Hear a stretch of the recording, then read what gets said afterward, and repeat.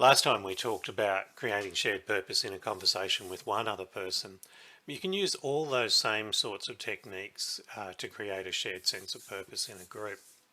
I find it really helpful to make a distinction between goals, values, and needs. Goals are about final outcomes that you're trying to achieve. Values, for me at least, are about how we behave together. What are the qualities that we want to bring to our behaviour?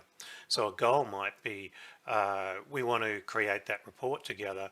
A value might be something like we want to act with authenticity or honesty or consideration for one another or some quality of the behaviour that we bring. Now needs are a little bit different. They're about what we need, what we require to thrive in a group.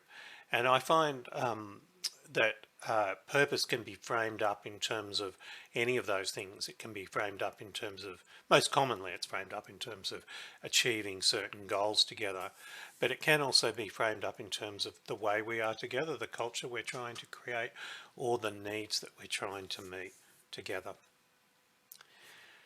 One question that I really like in a group is called the miracle question, and it goes something like this. Imagine that we woke up in 5 days, 5 months, 5 years, whatever is the right length of time, and everything was going really, really well.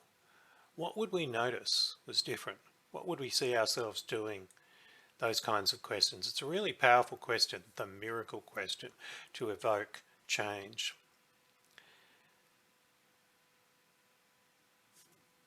Just remember that establishing shared purpose in a group isn't something we do and then we forget about it.